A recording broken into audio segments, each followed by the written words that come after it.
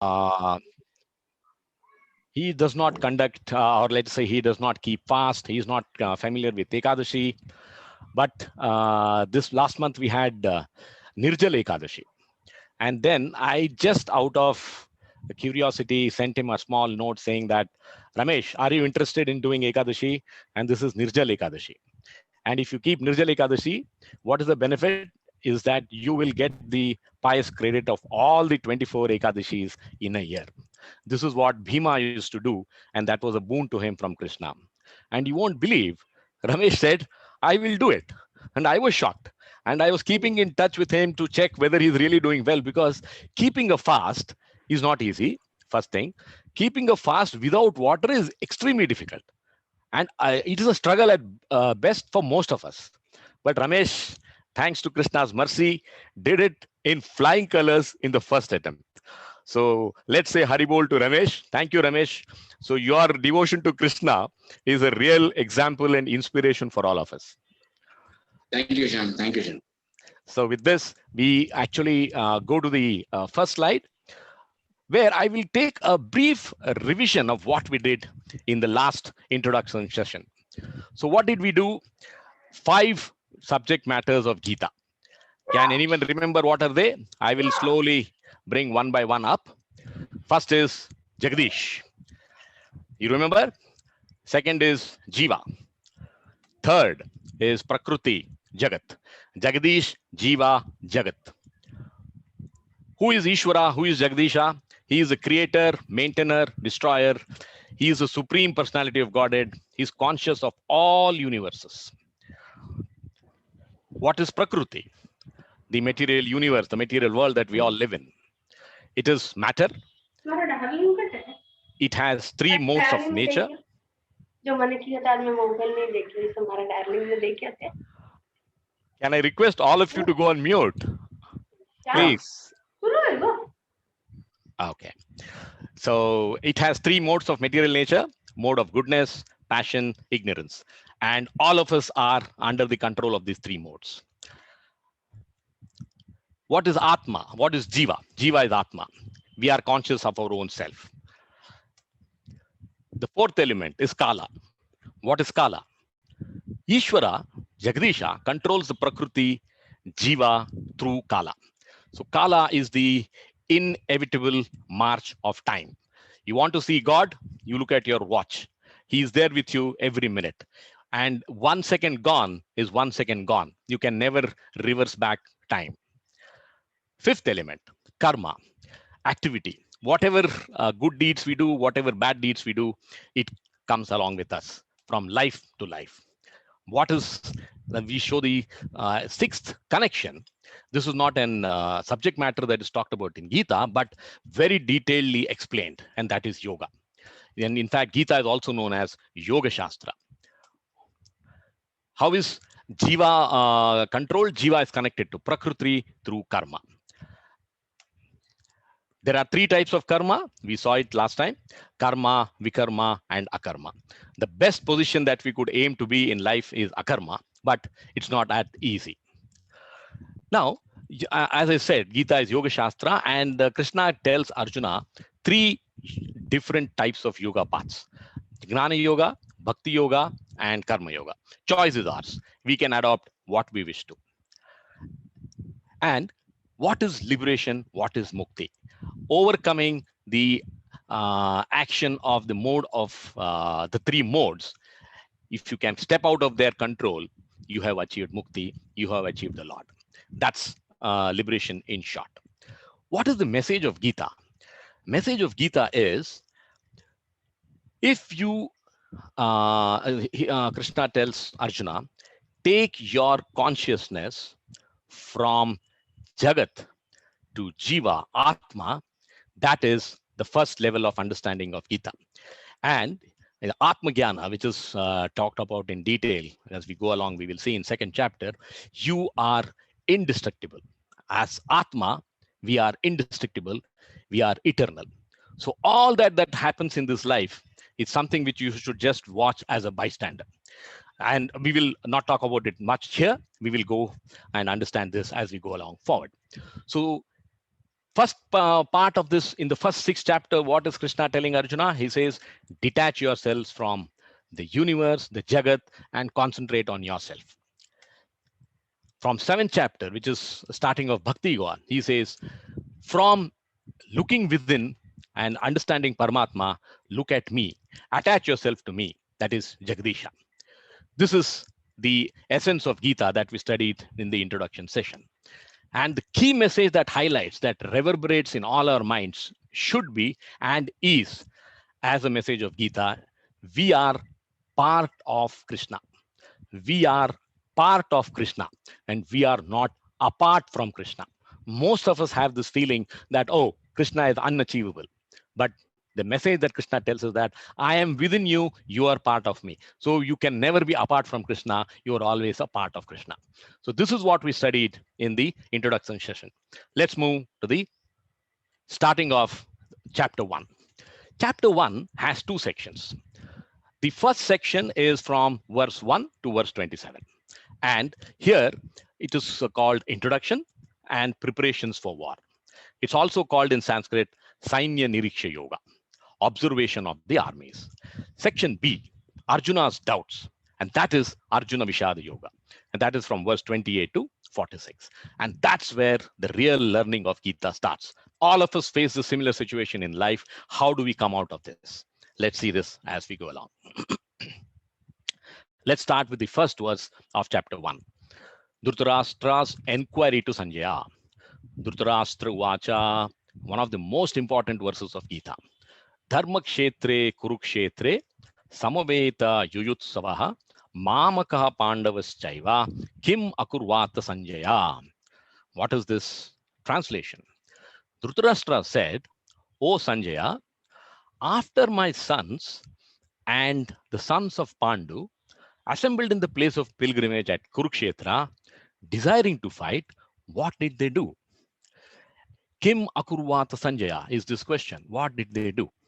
It looks very strange because he himself is saying, after my sons and sons of Pandu assembled in the place of pilgrimage at Kurukshetra, desiring to fight, after giving the answer, he is still asking the question, Kim akurvata Sanjaya. So we must understand why is this and how do we actually take the learning from this sloka. So the answer to this, Kim akurvata Sanjaya, which is the last line of this verse, is in the second line of this sloka. Dharma kshetre kurukshetre. What is that? Is now Kurukshetra, where this war is happening and the armies have assembled, is one of the most sacred places of pilgrimage, not only for us, even for demigods and people in the upper planets. They visit Kurukshetra for pilgrimage. During, let's say, when Parashurama was there in this universe and he killed all the Kshatriyas, he went to Kurukshetra for atonement. So you can understand the reputation and the heritage of Kurukshetra dates back so long in time.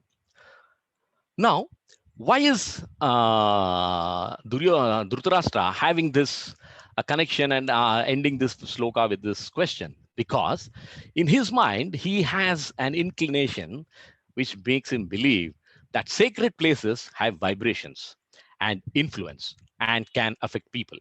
So he's worried that does this place by any chance affect either my children, the Kauravas, or the Pandavas? Will this war happen? Can this war lead to victory and my children win this kingdom? This is what is going on in his mind. So he says, 4 reasons you can make out for asking this question in Dhritarashtra's mind. First is desirous. He is desirous that his sons get his kingdom. The topmost dream that is there in Dhritarashtra's mind is, I could not become the king. Can my children, Duryodhana, ascend the throne and become the king? Doubtful. At the same time, he has this continuous doubt. Is there a possibility of my child's victory against Pandavas? So this is another thing which is going on simultaneously in his mind. The third option that he is considering is he's fearful. Is this, or this is a holy place? And generally, holy places favor the pious. And it is well known that Pandavas are pious and the Kauravas are not pious. Does this have an effect on the result of the war? That is another fear that is going on in his mind simultaneously. And as a father, naturally, that's the parent's instinct, he is hopeful that under the holy influence, the Pandavas may renounce the claim to avoid bloodshed. He says, no war, my children become the king. So these are the various thinking thought processes that is going on in the back of Dhritarashtra's mind as he asks this question to Sanjaya. Now, you can see this, Kim Akurvata Sanjaya. This is in the past tense. What did they do? Actually, he should have asked this question in the present tense. What are they doing? But there is a reason for this. Why is it in the past tense? It is because Sanjaya was a real chosen person. He was in the battlefield, and then he comes back to the palace, and Vyasdev had given him that special power by which he could see what's happening in the battlefield, sitting in the palace, even without being present on the battlefield. It is far better than our television in terms of technological progress. For television, you need television cameras, you need a broadcasting van, you need a satellite link, etc., etc. Here, Sanjaya is able to see everything that's happening on the war, in the war battlefield, and describe it to Dhritarashtra. So that's the reason. So he is in the battlefield, comes back, and then describes the war to him. That's why the question is in the past tense. Next.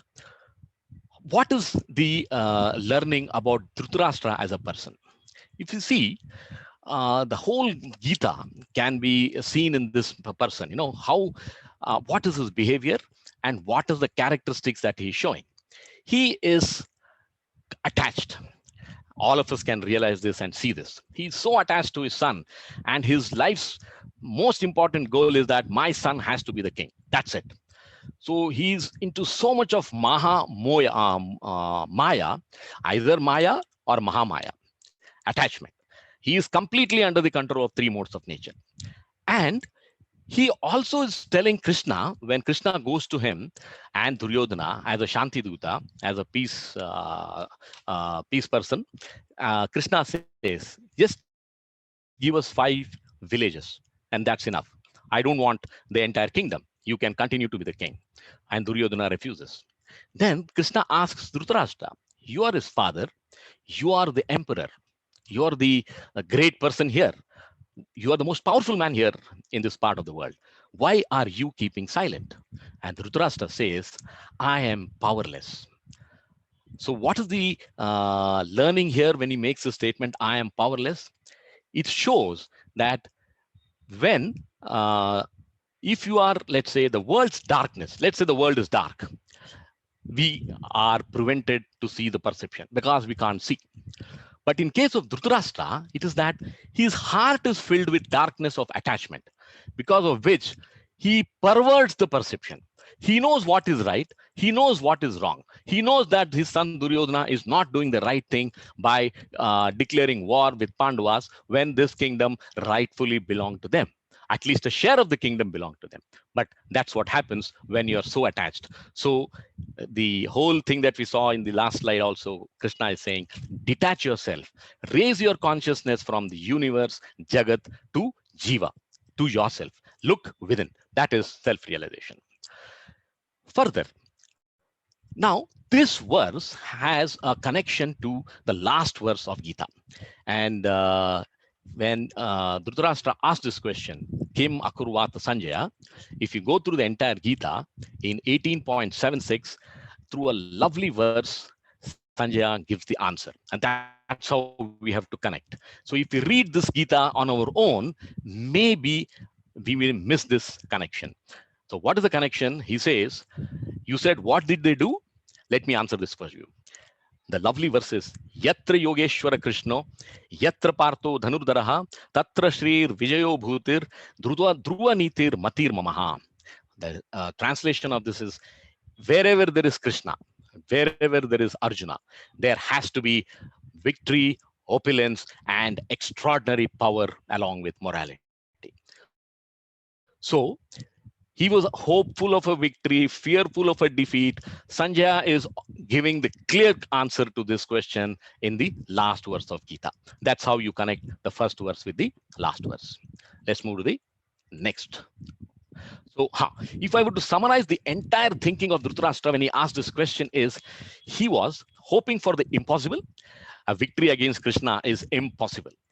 And fearing the inevitable. He knew in the heart of his heart that they are fighting a losing war. But he was blind, he was attached, and so we had to go through the entire battle of Kurukshetra. Let's move to the second verse. Here, you can see Duryodhana's fear and diplomacy. He is a true politician. Each of these verses, if you see, you can see, understand how Duryodhana plays to the situation and tries to motivate his entire army to fight against the Pandavas. This is 1.3. The verse reads, Pashya etam Pandu putranam Acharya Mahatim Chamum Vyudham Drupada Putrena Tava Shishyena Dhimata. I have underlined Drupada and Shishyena. Let's see the translation. Oh, my teacher. Duryodhana is addressing Drona, who was his teacher. He learned the whole martial arts from his guru. Behold the great army of the sons of Pandu, so expertly arranged by your intelligent disciple, Shishyena, the son of Drupada, Dhimata. So it looks innocent, but there is a deep meaning behind this. He wants to create sense of anger in Drona by mentioning Drupada and also taunting him indirectly by saying, "Your Shishya." Now, how do we understand this? So first, let's understand who is Drupada. Drupada is the king of Panchala, and Drupada and Drona go back in time. And they had a very severe misunderstanding. Let's see what was that misunderstanding. The misunderstanding goes back when they were young. They were students of the same Acharya in the Gurukula. And Drona was an outstanding student. He used to excel in all the tests that their guru gave him. But Drupada, even though he was a prince, he was intelligent, he was smart, but he never could match Drona, and he found it difficult to pass many of the tests given in the Gurukula. And he used to ask Drona for help, and Drona used to help him. So much so that at the end of the graduation, Drupada thanks Drona profusely and says that it's only because of you I have been able to pass out of this successfully. I owe my success to you, and I promise half my kingdom to you out of gratitude. So Drupada as a person is a pious person, but then things so what does by in fact time flies by. Drupada becomes the king, and let's see what happens to Drona. Drona is finding it difficult to lead his life. The lady luck doesn't smile on him, and he is steeped in poverty, fighting to make ends meet. He's blessed with a child, Ashwadama, and he's not able to give him the best that a father would like. So then what happens? He once overhears a conversation that Ashwadama was having with his friends. And the friends were teasing him, saying that, have you ever tasted milk? And Ashwadama says, of course, I have milk every day. My mother gives it to me. And his friends tease him, saying that what you're drinking as milk is not milk, but it is white flour mixed in plain water. It looks like milk, it is not milk. That was the extent of poverty that Drona was going through. And when Drona listens to this taunt of his child's friends, he feels heartbroken and disheartened, and he says, I must do something. So Drona leaves in search of Drupada. He says, he was my great friend and he had promised me half the kingdom. So let me go and ask help from my friend. Drona reaches the Panchala kingdom. He suddenly sees that his friend is no longer a prince, he's the king. He finds it extremely difficult to get an audience with the king. And once he reaches the court and meets the king, Drupada insults him, refuses to acknowledge that they had a friendship, refuses to remember all the good things that Drona had done to him. And Drona feels very bad. And Drupada taunts him. He says, what friendship are you talking about? You are a Brahmana, a poor Brahmana at that, and I am the king. Friendship is made between equals, not between a Brahmana and a king. To cut the long story short, Drona is insulted. Drona comes back feeling even worse than when he started. Life goes on. Things change. Things improve. Drona became the Acharya of Kauravas and Pandavas. And he gave them the best coaching that was available at that time. And Kauravas and Pandavas were about to pass out. Drona had not forgotten the insult. He was burning within. He wanted to take revenge, but he was waiting for the right time. At the time of graduation, the protocol, the pratha is the students ask the guru, do you want any Guru Dakshina? Please ask us. And Drona says, yes, I want a Guru Dakshina. And what is the Guru Dakshina? I want you to declare war on Drupada and defeat him in the war and bring him to me as a prisoner. And this is my expectation of Guru Dakshina.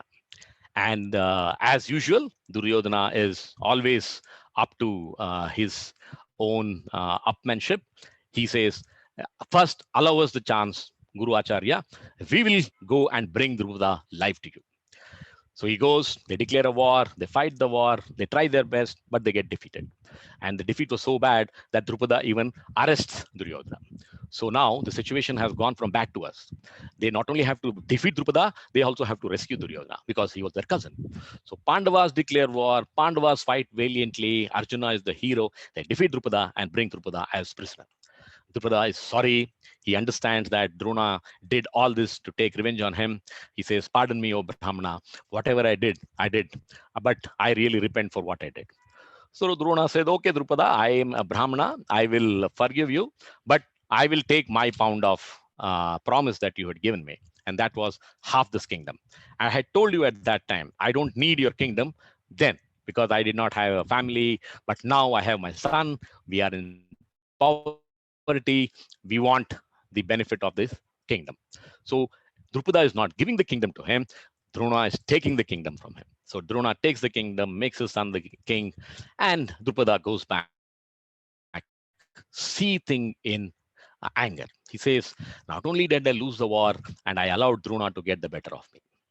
He goes back to the kingdom, and then he engages in deep austerity, penances, and says, my prayer to the Lord is, bless me with a son who will kill Dronacharya. And that's how Drupada was born. And the whole world knew that there is one purpose of Drupada's birth, and that is to kill Dronacharya. So it is not a hidden secret.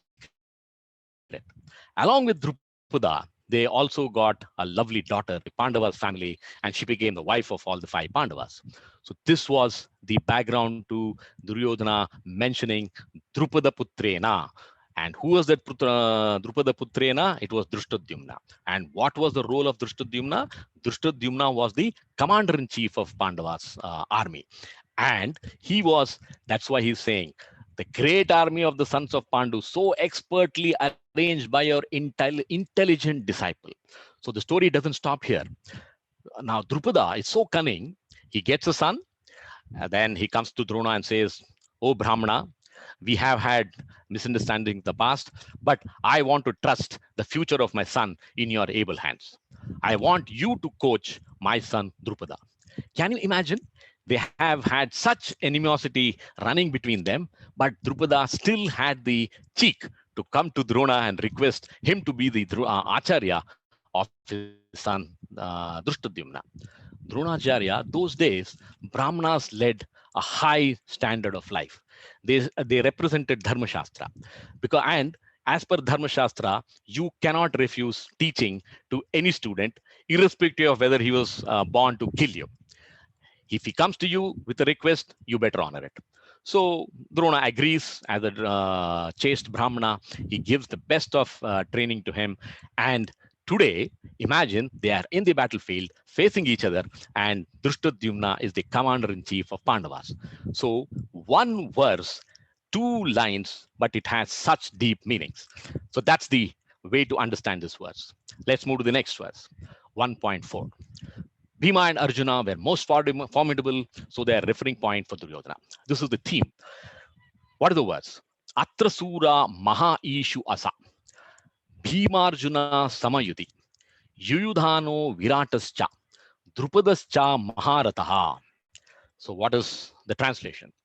Here in this army are many bowmen equal in fighting to Bhima and Arjuna, great fighters like Yuyudhana, Virata, and Drupada. So Duryodhana is now taking stock of the situation on the battlefield. So he is a king, he's cunning, he's a great politician. So he starts by describing the Pandava army first. And he says, along with Bhima and Arjuna, there are many great warriors. Maha Ishu Asa, they are expert bowmen. And he mentions Kashi Raja. If you go into the verses, up to between 4 to 11, he gives a detailed description of all the fighters on both sides, Pandavas and Kauravas. And who are the great warriors on the Pandava side? You had Kashi Raja, Yudhamanyu, Yuyudhana, Virata, who was brother of Duryodhana, Drupada, Purujit, Uttamanja, Drushtaketu, Kunti Boja, and many more. Next, this is the description of the Pandavas army. He says, now look at and listen to all the glorious warriors who are on the battlefield representing Kauravas. And when he wants to describe, he is in a dilemma. And we must really see how clever is Duryodhana in resolving this dilemma. And what was his dilemma? The dilemma was Bhishma is the father figure, Bhishma Pitamaha, and he is the commander-in-chief of Kaurava army. So by right, by protocol, he should start the description by taking Bhishma's name first.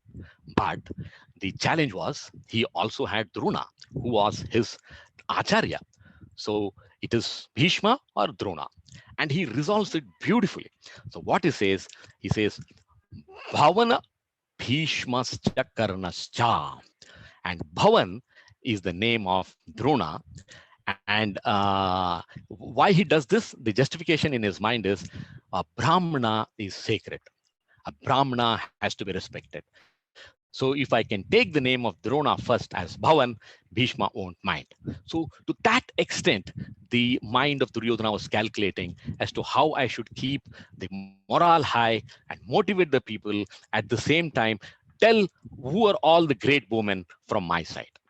He mentions Dronacharya as Bhavan, Bhishma, Krupacharya, Ashwadhama, Vikarna, Krutovarma, Bhurisrava, Karna, Dushtaketus. They're all formidable warriors. Maha Ishu Asa. Let's look at the 9th verse. Here he says, Anyeche Bhavasura Mat Arte Tyakta Jivita. So he gives this, he describes the warriors and he says that they are ready to lay down their lives for me. Now, yes, it's a fact. They are all on the battlefield. They are supporting Duryodhana. Now, what is the learning here? Either we take the Shabdartha, which is what is written in the verse, or you looked at what is the deeper meaning, what is the philosophy hidden there. It is also saying that, yes, these are all great warriors, Maha Ishu Asa, but they have decided to choose the side of Adharma, so they are going to be killed. It is not that they are going to give their life to Duryodhana. The other way of looking at it is that because they supported Adharma, they are all going to be killed. Now that is how you should look at the verses in Gita. 10th verse. 10th verse is even better. Aparyaptam tad asmakam. So he says, when he's describing Kaurava army, he's using the word aparyaptam. this is, if you get into understanding the hidden meaning in this word, this entire verse itself can take us 1 hour to discuss. If I have to give you a brief summary, so paryaptam is adequate, sufficient, but he's using the word, or he's using the prefix paryaptam. It becomes immeasurable. So the way you put the prefix can either intensify or negate the sense of the word. Now you may be wondering, what is this? Let me explain. We all know valuable. Valuable is very valuable.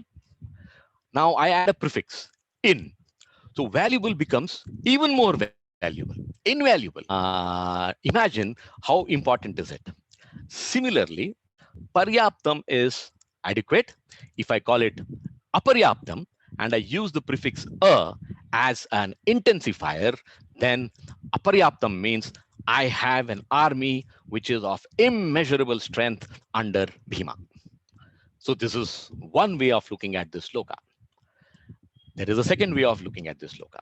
So in Gita, you have to understand the tattva and you have to understand the rasa.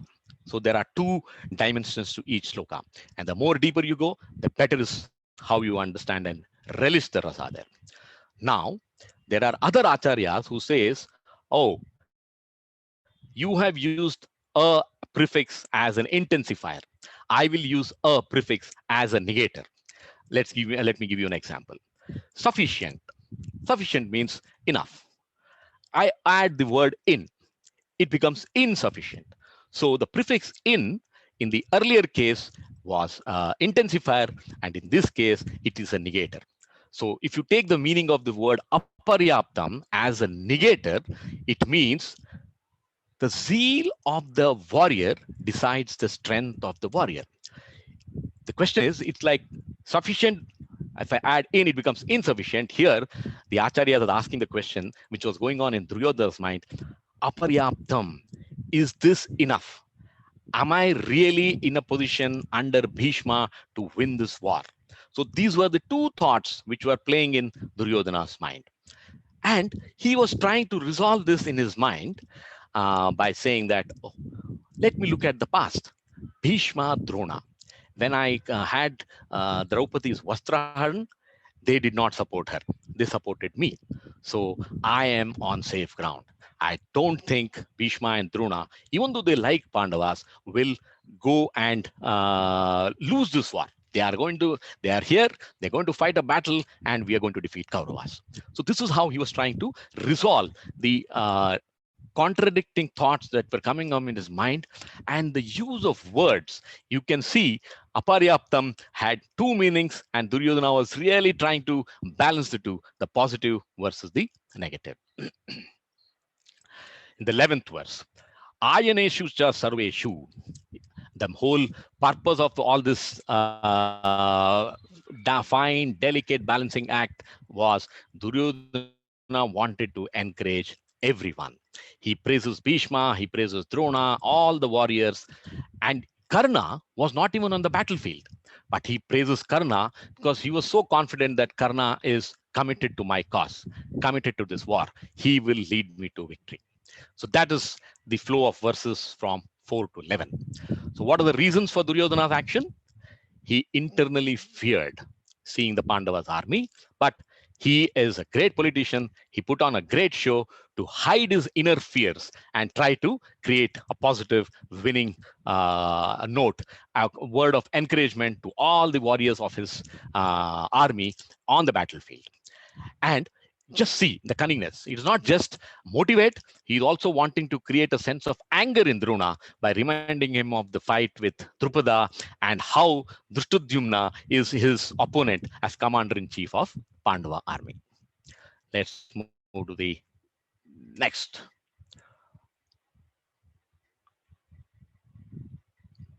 Blowing of conch shells, sign of victory of Pandava.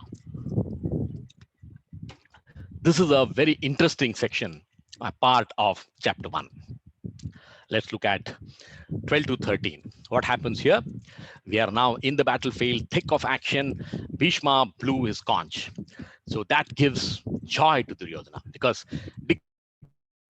declaring of, or let's say sounding of conch is declaring the war as open. So Bhishma, being the senior most on both the sides, gets the pride of honor to blow the conch and declare the war as open. And now comes, and the verse 13 describes how exactly the battlefield looked when Bhishma blew the conch. It says, Tata Sankascha, conch shells, drums, bugles, trumpets were all sounded, and the combined sound was tumultuous. It was like, the sound could have brought the earth down. That was the kind of noise that Bhishma was able to generate. That was verse 12 and 13. In the verse 14, this is the most important verse of chapter 1. Of course, there are many important verses, one of the most important. Let's see what it says. Tata Shvetair Hayar Yukte Mahati Sindhane Stithau Madhava Pandavas Chaiva Divyo Shankau Pradhat Matuhu. What is the meaning of this? On the other side, both Lord Krishna and Arjuna, stationed on a great chariot drawn by white horses, sounded their transcendental conch shells. So, why I said this verse is important? So, this is the verse when, okay, let me put it this way. So, you have seen the first 13 verses where Duryodhana has described all the great warriors on both Kaurava side and Pandava side. Did you ever hear a mention of Krishna? No, there was no mention of Krishna.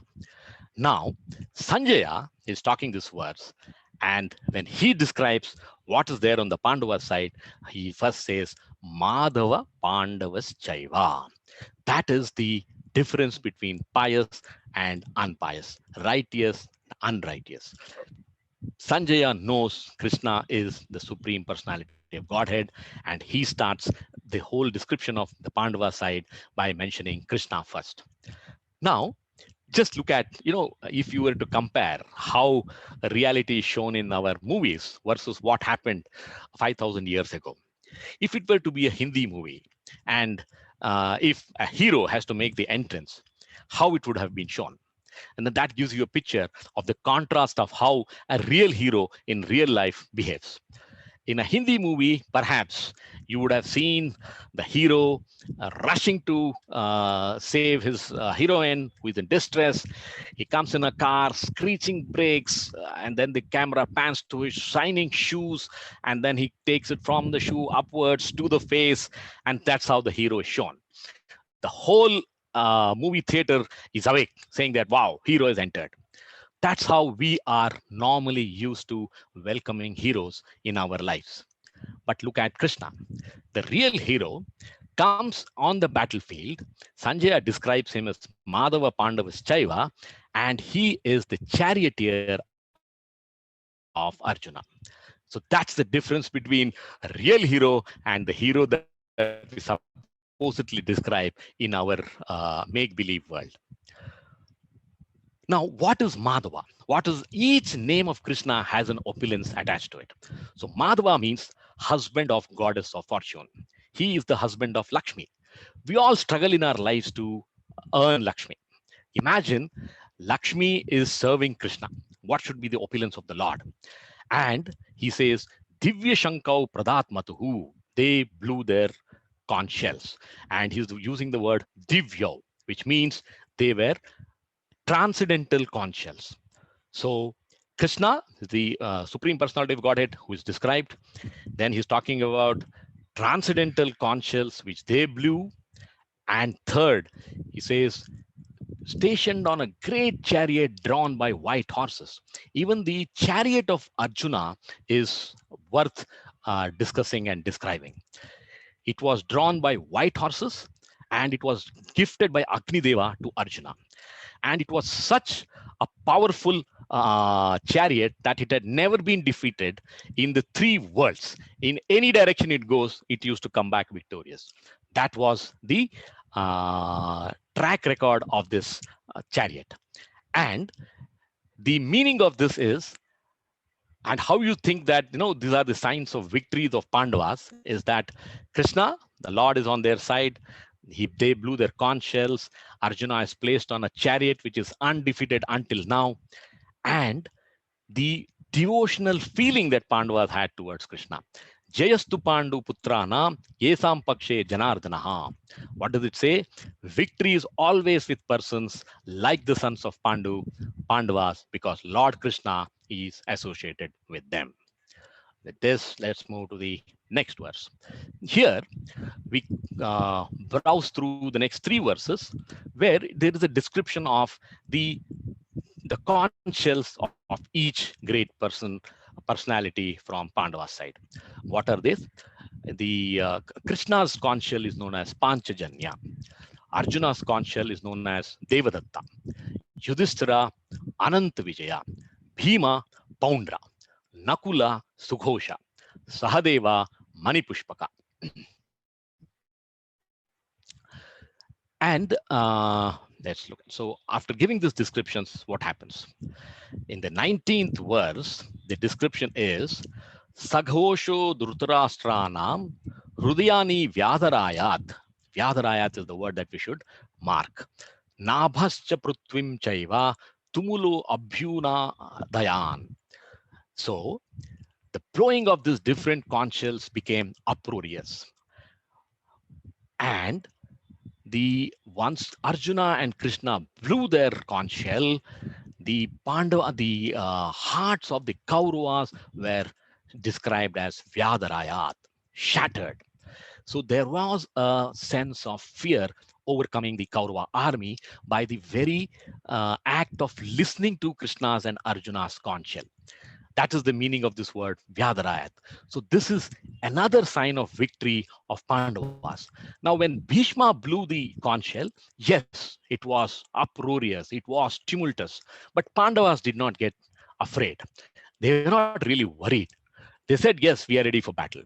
But the opposite side, because they have their own doubts gnawing in their mind, felt worried, felt fearful when Krishna and Arjuna blew their conch shell. And the description of Vyadharayat means their hearts were shattered. This was the verse 19. Let's move to the next verse. And the next verse from 20 to 26 is Arjuna observe the armies. And this verse also has a telltale sign of Pandava's victory even before the war started. What is verse 20? It says, Arjuna took up his bow and prepared to shoot arrows. In this verse, it is said, Dhritarashtran Kapidvajaha. So Arjuna is also known as Kapidvajaha. And there is an interesting story here, Kapidvajaha. Why is he known as Kapidvajaha? That is because his chariot had a flag with emblem of Hanuman on the flag. And an interesting story is there. So how did this flag come to Arjuna? It was the time of Vanvas. Pandavas were in the forest. And one day, when they were sitting, there was a beautiful flower known for its perfume, fragrance, which came floating in the air, and it falls at the feet of Draupadi. Draupadi looks at the flower and she is immediately in love with that. She says, oh, Bhima, can you get me a few more flowers of this? I have never seen such flowers in my life. So Bhima sets out in search. He travels long distance, trying to find out where can I find more of these flowers.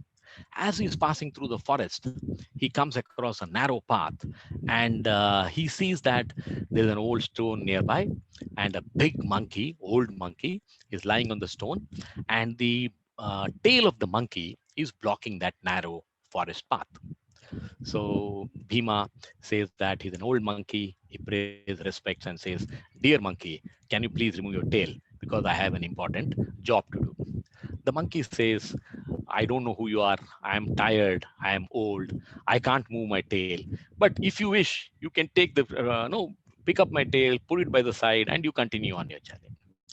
Bhima is a little angry, furious. He says, what does this monkey think of himself? But then he says, I have to do my job. I have promised Draupadi to come back with this flower. So he says, let me take 1 second to remove this tail and get going. And he tries, he's not even able to move the tail, shake the tail. He puts all his strength behind, still he doesn't succeed. He gives, and after some time he gives up. He says, "You are no ordinary monkey. If Bhima can't move the tail, means that you are someone who is greater than me. Please reveal yourself, who you are." Hanuman then he says, "I also know of the great monkey, that is Hanuman, who was responsible for the victory of the war against Ravana." So then Hanuman says, "Yes, I am indeed the same Hanuman." They embrace each other because both are Vayuputras. And then he says, "I will give you a promise. That is, during the war, I will be present with you as an emblem on the flag. And whenever you blow your conch shells, or whenever you charge, make a winning sound, I will add my voice to it, and it can send shivers down the spines of opposition. I promise you this. That's the kind of roar that I bring to you. And that's the reason why here it is said, Kaurava's heart was shattered, Vyadarayat, because it was Hanuman who, along with the Pandavas, added his voice, and it became such a voice where the conchal voice really made Kauravas fearful. So this is yet another sign of Pandavas' victory on the even before the battle started. Let's look at verse 21 to 23. Arjuna said, "O infallible one Achyuta, please draw my chariot between the two armies." Very nice verse. This is, all verses are 4 or 5 lines, but this verse is 6 lines. It says, "Senayor ubayor madhye ratam sthapayame Achyuta yavad etan nirikshaham yodu kaman avastitan." What is the focus in this verse? The focus is Nirikshe aham. So in the next few verses, you will keep seeing that Arjuna keeps saying, "I want to see, show me. Take my chariot and put it in between so that I can see all the people who are lined, who are on the battlefield." So the emphasis is on seeing, and he is also being addressed as Achyuta. In the last verses, you saw Madhava, and now he's being addressed as Achyuta. What is the meaning of Achyuta? Achyuta is infallible. No one can ever defeat Krishna. But what do you see Krishna? Who is he? What is our hero doing? He is actually the charioteer of his devotee, Arjuna. So just by accepting a menial task, the importance or the characteristic of Krishna doesn't change. He continues to be Achyuta, and Arjuna addresses him as Achyuta. He says, "I give you all the respect, even though you are my charioteer." That's the learning here.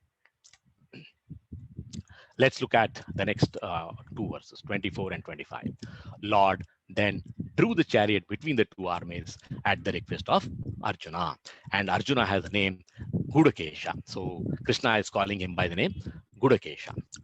And Arjuna sees all kinds of devotees, relatives on the battlefield. Let's look at the next verse. From 1.28, the 26 and 27, he sees all his relatives on the battlefield. And there are 5 generations of relatives. It's not an easy sight. The verse reads like this: Tatra Pashat Sthitan Partha Pitran. Partha Pitran, the first relation he's mentioning is Pitran, that is fathers. Bhurishravaha, example. Pitran Atha Pita Mahan. Next, he's talking about grandfathers. Pita Mahan means grandfathers. Who are the grandfathers on the battlefield? You have Bhishma, Somadatta. He continues, Acharyan, Matulan, Bhratrin. Acharya is teacher. Drona and Krupacharya. Dronacharya and Krupacharya. Matulan, maternal uncles. Salya and Shakuni. Bhratran, brothers. Duryodhana, Vikarna, and others. Continues. Putran, Pautran, Sakims Tatha, Swasuran, Suhradas Chaiva. Putran is sons, Lakshmana, Kumara, and others. Pautran is grandsons. In fact, they were not only having sons. In fact, son of Arjuna, Abhimanyu, was almost waiting for Parikshit Maharaj to be born, because Subhadra was in an advanced stage of pregnancy. So they had grandsons, and who were they? They were also on the battlefield, sons of Lakshmana. Sakims, friends, Ashwadhama. Ashwadhama, who was son of Dronacharya, were a great friend of Pandavas. Swasuran, fathers-in-law. So imagine Pandavas are fighting their own father-in-law, Drupada, who was with the Pandava. Surudas, well-wishers, Krutavarma. This word applies to Krishna. So when he sees this, he is really getting compassionate. The next verse tells us what exactly is going on in his mind. Tan samikshya kaunteya sarva bandhun avastithan krupaya paraya visto visidhan idam abraved. So when the son of Kunti, Arjuna, saw all these different grades of friends and relatives, he became overwhelmed with compassion and spoke thus. So he's overwhelmed. So this is the end of the first section of the first chapter. We have covered 27 verses, and that is Sainya Niriksha Yoga. So now we are moving into the second part of chapter 1, which is Arjuna Vishada Yoga. So this is verse 28 to 46. Now in these verses, we see what are the doubts that Arjuna gets in his mind, and how he explains this to Krishna and seeks his advice. What should I do? Arjuna Vishada Yoga. So the next 28, from 28 to 46, it's a series of verses which are describing Arjuna's lamentation. So this is a summary of this. We will be going through this in detail. Compassion, no enjoyment, even if victorious. So the compassion is between 28 to 30. No enjoyment is between 31 to 35. Fear of sinful reaction is 36 to 38.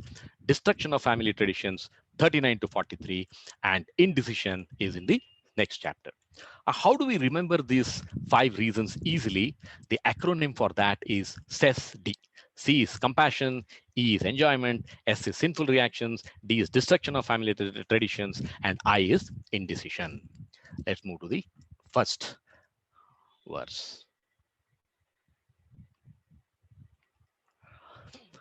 The first verse, or the first reason that Arjuna gives to Krishna is, I am overwhelmed by compassion for relatives.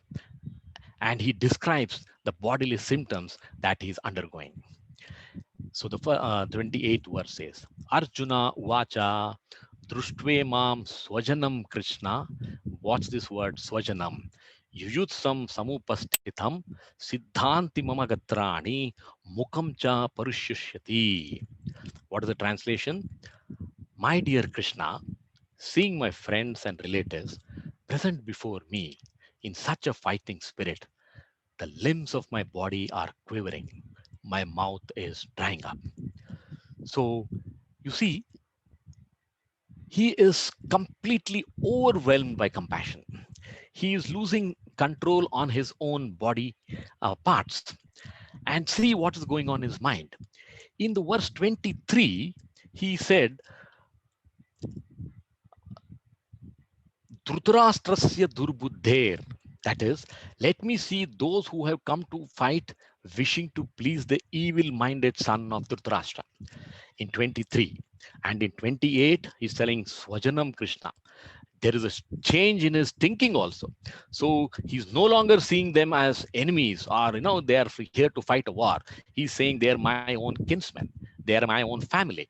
How do you expect me to fight? And the very sight is making me nervous. Now, if you read this, you will say, oh, I think Arjuna is a weak-hearted person. I don't know how he was called a great archer, the greatest warrior. But actually, if you read the purport by Srila Prabhupada, he says, this is the way of looking at it, Shabdartha, but you've not understood the philosophy.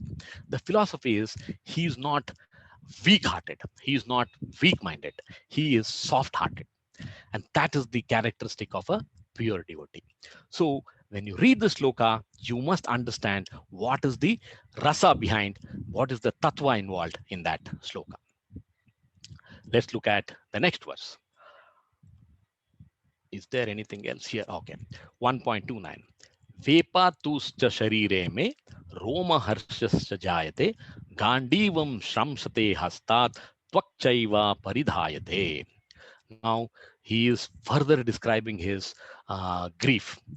Now he says, my whole body is trembling. My hairs are standing on end. My Gandiva bow is slipping from my hand. My skin is burning.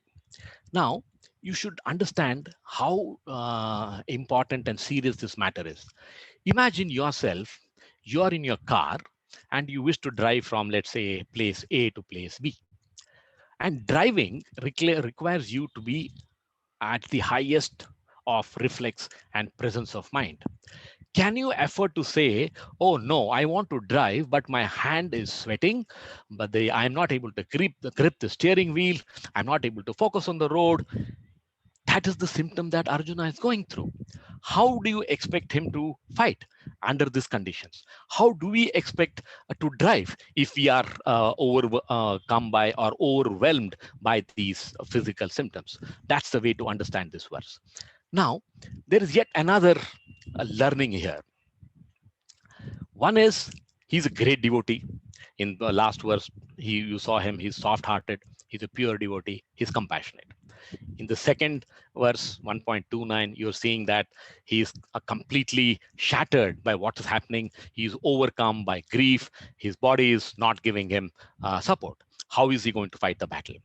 Now, what is this part here is, maybe Krishna is putting Arjuna in illusion because he wants Arjuna to go through this behavior, ask questions so that we as students of Gita understand what we should do when we are faced with situation in our lives. That is the learning in these verses. 1.30.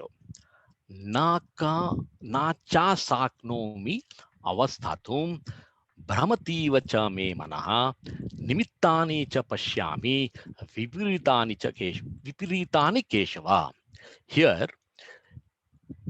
Krishna is, no, he's got another name to him, Keshava. And Keshava is, he got the name Keshava because he killed the demon Keshi.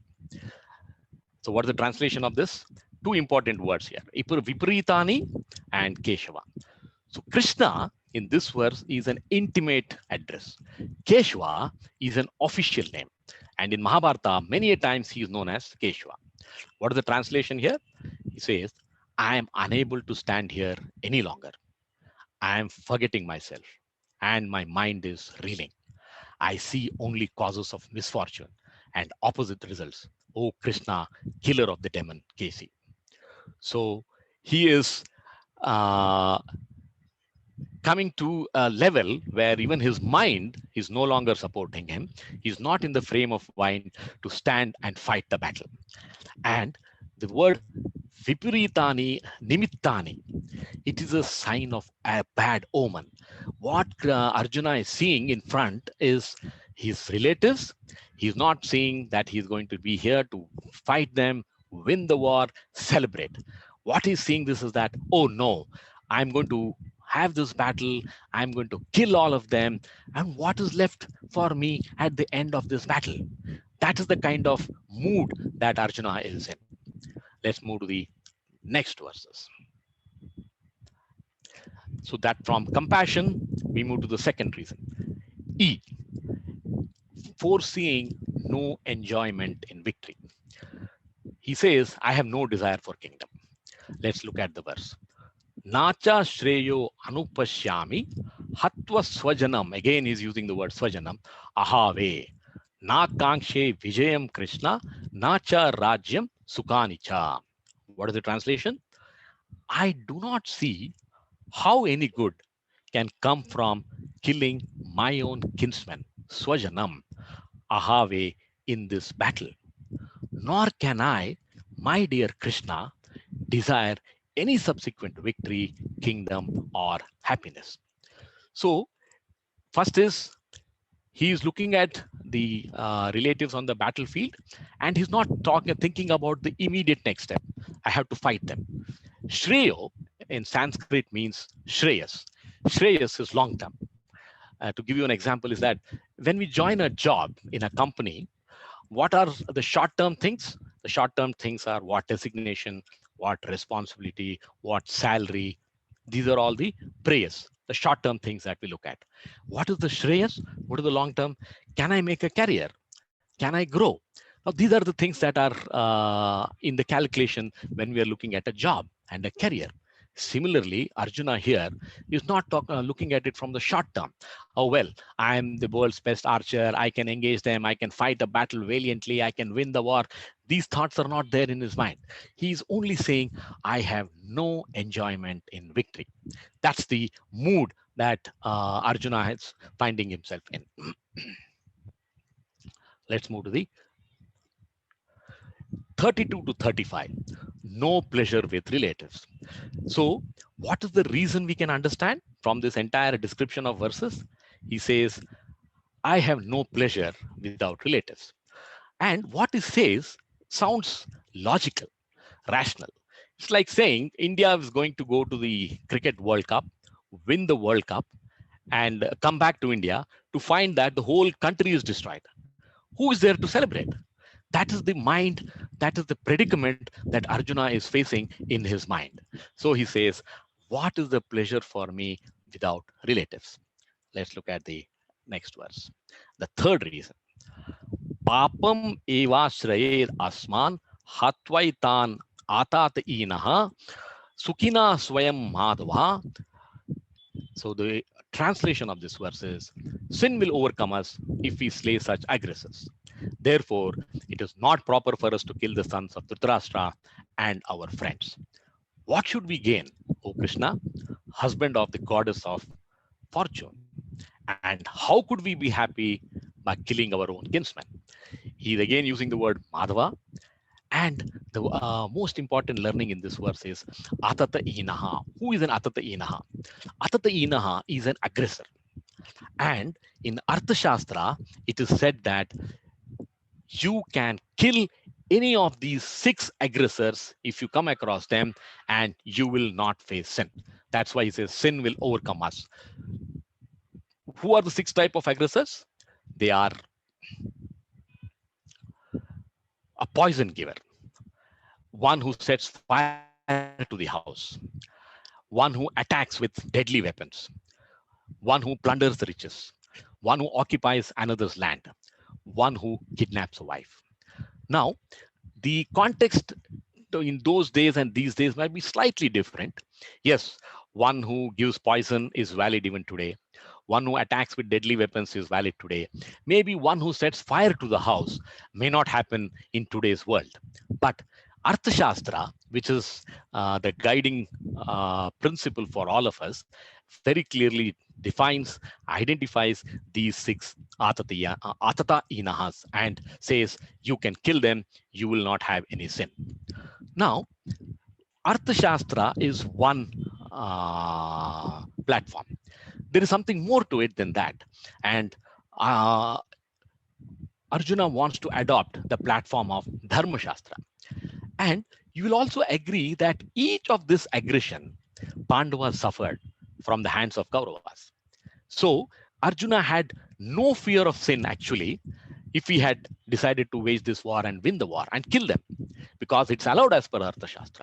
But why is Arjuna going through this dilemma? Why is he asking these questions? Because in Dharma Shastra, it is said, Ma himsayat sarva bhutani. Do not commit violence against any living entity. So in Arjuna's mind, the dilemma is he's not operating on the platform Arthashastra. He's operating on a higher platform of Dharma Shastra. And the Smriti also says, Arthashastrat tu balava Dharma Shastram iti sthiti. So the rules of Dharma Shastra are stronger than those of Arthashastra. So when we have a conflict like this, Arjuna is clear in his mind that I have to follow Dharma Shastra, and hence I don't want to kill them. So this is what he is trying to explain to Krishna, who is the incarnation of Vedas. He's trying to teach Vedas to Krishna. Let's look at the next verses, 37 to 38. Kulakshaya krutam dosham prapasyad bhir janardana. So these greedy men see no fault in killing one's family, but we can see. This is the translation. O Janardana, although these men, overtaken by greed, see no fault in killing one's family or quarreling with friends, why should we, with knowledge of the sin, engage in these acts? So he's trying to answer a question. Why does the opposite side want to fight? He says it is their outlook. For them, killing relatives, winning the war for the kingdom is par for the course. So if they can do this, it's not right. We should understand what is right and we should follow the path of dharma. This is what is the meaning of this sloka. The next is fourth reason.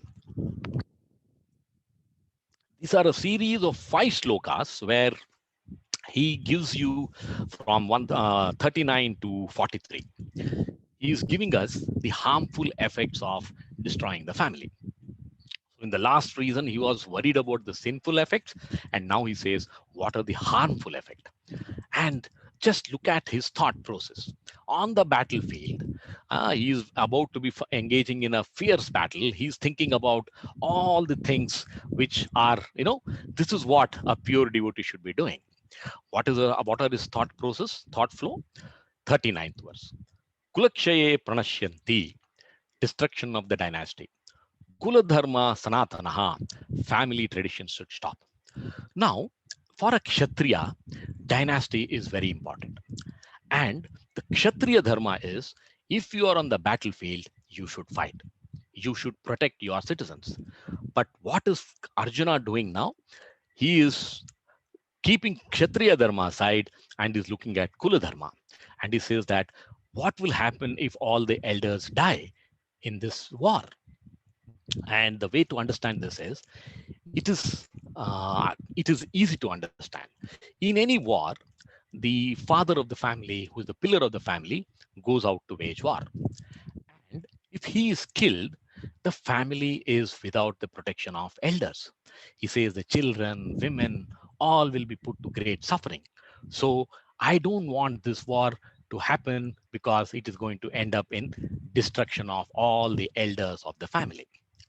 What happens next? He says in 1.40, Adharma abhibhavat Krishna. So when the elders of the family perish, the irreligion increases. Pradushyanti kulastriyaha, women become polluted. Jayate varna sankaraha, unwanted progeny by mixture of castes is the result. So how do we understand this? If the elders are not there in the family, the 2 most affected class of people in the family are children who feel unprotected and women who are exposed to exploitation, can be exposed to exploitation. So they don't follow the Vedic rituals, cultural traditions. I know we have samskaras from birth to death. All that happens when the elders are present in the family. When the elders are not there, the women can get into adulterous relationship. Varna Sankara is unwanted progeny. All these are not good for a peace and prosperous society. That's what he's trying to say here. Let's look at the next verse. It's not just about elders, children, women, unwanted progeny. This verse is saying, Patanti pitaro hi isham. Even the forefathers fall down, deprived of pinda offerings of food and water. So here there is a deep philosophy. How should we understand this? What is our relationship to our forefathers? Our relationship is that we are eternally thankful to them. We have to repay our debt to our forefathers, our parents who brought us into this world. And the Shastras have said, how do we do it? By performing Shraddha Sanskar after their death, by doing Pitrupaksha ceremonies during the Pitrupaksha. And why is this recommended? It is said, when you offer Pinda, offerings of food and water to the Lord, the pious credit that you generate is transferred to the credit of his forefathers. And if they are, for any reason, not able to progress from the Pitraloka to Swargaloka, our Pindadana Sanskara will help them make that transition. So this is recognized, recommended by our scriptures that you should offer this to your forefathers, because that's the only way you can repay the debts for them having brought you into this world. The next verse. So just imagine the sequence. Elders, women, children, unwanted progeny. He says even the forefathers of the dynasty are affected. Let's look at the next verse, 42. Utsadyante jati dharmaha kula dharmascha shaswata. He says community projects and family welfare activities are destroyed. The whole fabric of the family dynasty is getting into a challenging position. He says, why should I fight this war? 1.43. Narake niyatam vasu manushyanam janardanaha. Hellish life for those who destroy the family and family traditions. So he says, Krishna, I have read from the scriptures that what is the destination for people who commit sinful activities? They will go to hell. So knowing that, why do you want me to fight this war? And he's using the word Janardana. Again, an interesting name of Krishna, and it has a lot of learning. Janardana has two meanings. So it depends on how you split the word. Jana plus Ardana, it means he is the protector of people. If you split this word as Jan plus Ardana, it becomes destroyer of people. So Krishna is playing the dual role here. He's playing the role of a protector and he's playing the role of a destroyer. So if you listen to that verse, Paritranaya sadhunam vinasasya dushkritam. So what is that? Paritranaya sadhunam. He's Jana plus Ardana, protector of all pious sadhu, godly people. Vinashasya dushkritam. He says he destroys all ungodly, unpious people. So that's the meaning of the word Janardana. Let's go to the next verse. What does the Arjuna do? This is the last verse of this chapter. Sanjaya Uvacha Evam Uktvarjuna Sankye Ratopasta Upavisat Vishrujya Sa Sharam Chapam Shoka Samvigna Manasaha. Sanjaya said, Arjuna, having thus spoken on the battlefield, cast aside his bow and arrow and sat down on the chariot, his mind overwhelmed with grief. This has important learning. So the Acharyas and Srila Prabhupada says that if you have to have qualification for enlightenment, you should be kind, soft-hearted, and non-violent, like Arjuna. Only then you are fit to receive self-knowledge. This is the learning in this purport. With this, we have come to the end of first chapter. I'll just briefly summarize. I have found a very easy way of remembering chapter 1, and I will be giving this acronym for all the chapters. So I'm sharing this. You can remember chapter 1 as doubt, D-O-U-B-T. What is doubt? D stands for Dhritarashtra and Duryodhana, verses 1 to 12. So how do we remember what they did in this chapter? They are blinded by greed, envy, and material desire. So that is the D. O. The ominous result were visible from the 19th verse onwards. 13th verse onwards, 13 to 20. Victory always supports the righteous and pious. U. Uncertainty. Verses 21 to 27. Despite knowing that he defends virtue, Arjuna is still uncertain. So uncertainty, and we all face these uncertain situations in our life. What happens when you're uncertain? You are bewildered. Verses 28 to 30.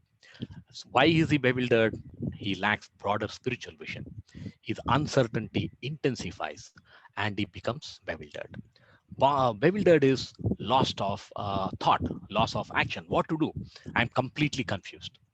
And T is the turning point, 31 to 42 verses. Overwhelmed by grief, Arjuna sets aside his weapons and resolves not to fight.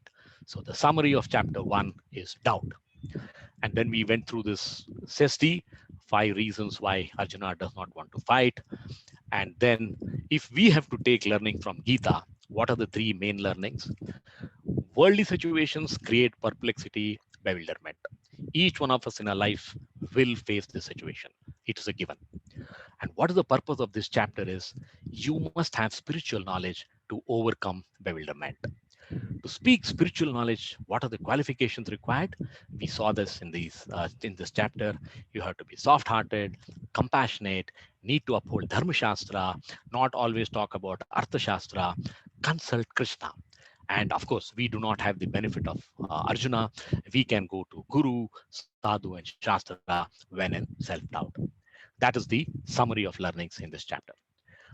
Thank you very much. And I must thank Jairaman, who sent me this video. If it plays, let us see. It summarizes the entire Gita in less than a minute. Let us see if it plays. I had my doubt. It's not playing. Okay.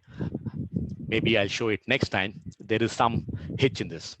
Thank you very much for your patient listening. I know it's been slightly longer than usual, but then we had to cover 46 verses. Thank you very much for your patient listening. And now the floor is open for any questions, any doubts. Please feel free.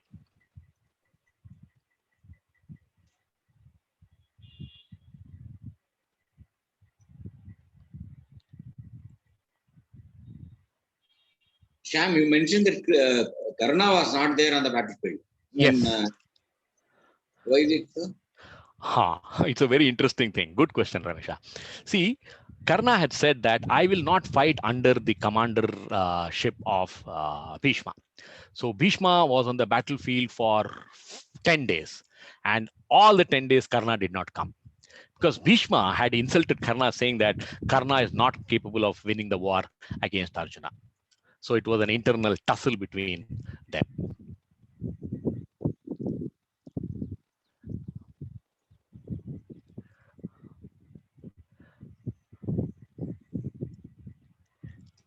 Any other questions? And Drupada, if I'm correct, was in the side of Pandavas, correct? Alva?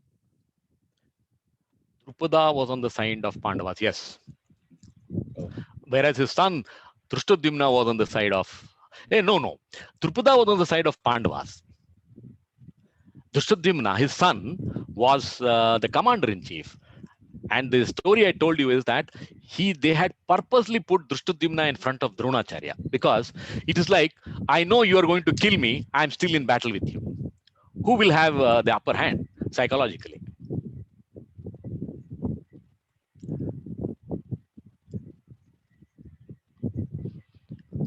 Any other questions?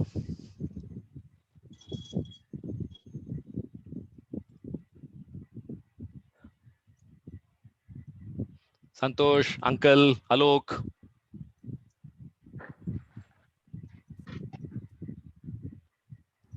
Prabhuji, hello, Sham. Okay. After you, sir. Please continue. I will ask him. No, you ask him first. Yeah. You have been more regular. Thank you. You explained in Arthashastra the Atatai 6 types, right, Yeah, Prabhuji? Atatainaha. Yeah. So what I can recall, it's a poison giver and one who burns home. Yeah. Another who robs and attacks with deadly weapons. Okay, that's I was just missing. Letter 3 is who robs and takes someone's form, and one abducts someone's wife. Right? Yes. Okay, I got it. And Kauravas did each one of them with Pandavas. They abducted, or let's say they insulted Draupadi in the absence, in front of Pandavas. So that is unpardonable as far as Arthashastra is concerned. Okay, thank you, Prabhuji. I see Srikanth has joined. Hi, Srikanth.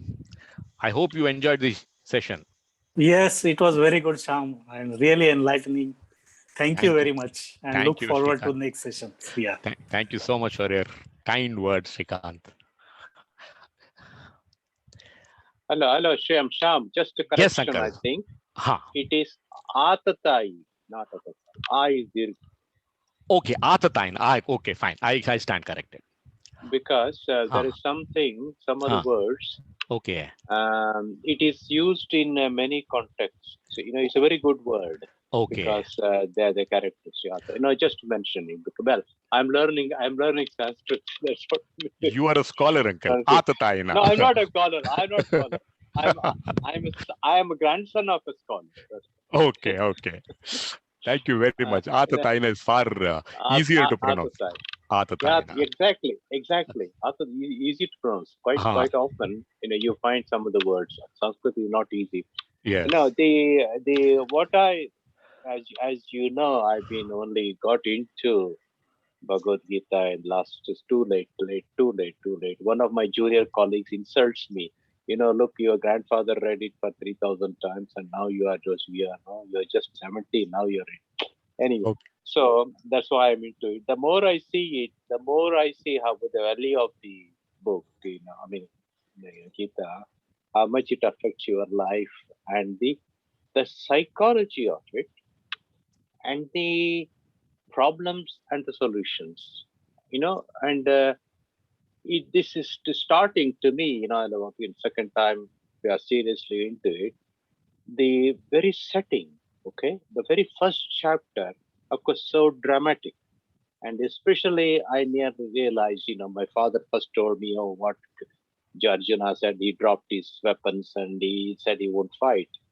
But it is so dramatic when you read the verses, and he's describing, look, you got my grandpitamaha, prapitamaha, and my matulaha, Yes. and it brings it so effectively in front of you. It depicts something, and it's first you think, oh, how coward that Arjuna dropped, and that's what your first impression was when I heard the story.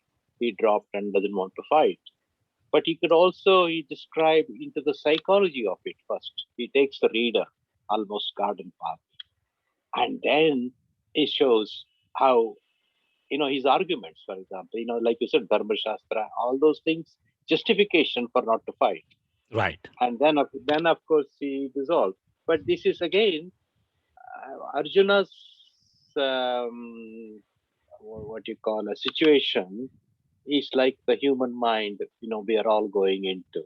And, it's symbolic of our daily life, the fight, Kurukshetra, fight Very is true. our own human mind, fighting Yes. of the human mind. And I can't but marvel every time I read verses and discussion like you present it, and how well it is said, like Nainam, what you said, Vepamati, and my Gandiva is slipping my hand from my hand. Yes. I am shivering my hand, and my body is trembling. So graphic. Yes. It's. I know. I'm telling you what you already know, but what I mean is, you made me the situation made so we live that situation, and of course, next chapter we face it. We taken such a long thing, 700 verses. Yes. Thank you bringing it. I enjoyed it. Sorry, I was missing some time in between. Okay. But listening to the way you put with the shlokas and the Sanskrit verses and the words, that's important. Rather than a discourse somebody tells so few words and then the whole philosophy of it. I think listening to Krishna's, of course, here most of it is Sanjay's words, important. Thank you. Thank you, Uncle. Thank you for the opportunity. Thank you. Sham, I just want to add something. Please, what Uncle please. said. Please. One more thing struck me is the difference between weak heart and soft heart. Very Yes. nicely explained. Because we think weak and soft, it is same. It is not same. And Yes. Arjuna was soft-hearted and not weak-hearted. Very nicely explained. Thank you. Thank you, Shrikant. Thank you. I have I see a number here which says 233461. Who are the people here? I'm not able to see their names. It's just a phone number. And they are on mute. Can you hear me? I can only see the phone number 233461.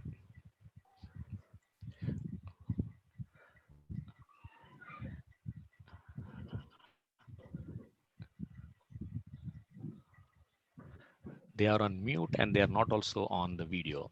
Can you hear me? Anyway, by the time they come, any other questions? Hari Om Pancharya, you have any question? He's there or he's dropped out? I think he's dropped out. Arnab, Alok, any questions? Amazing session. When is the next one? That is the question. Sorry, say that again. Amazing session. When is the next one?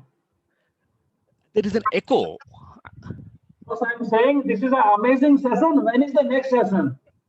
Exactly within 1 month. You can set your calendar. 30 days from today, we go live with chapter 2. And chapter 2 is big. So we may have to do it in 2 sessions. There are 72 verses in chapter 2. This is the first Sunday of every month, is it? That is the calendar. First Sunday of every month. Every month. That's the plan.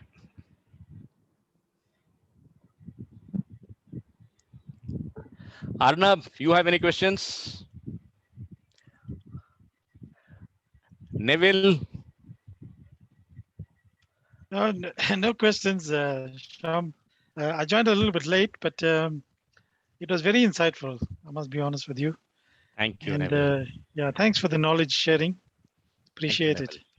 And imagine you are giving us this association all the way from Joburg in South Africa. Thank you so much for making time and joining the session. Sure, you're welcome. Arnab, Nandita, any questions?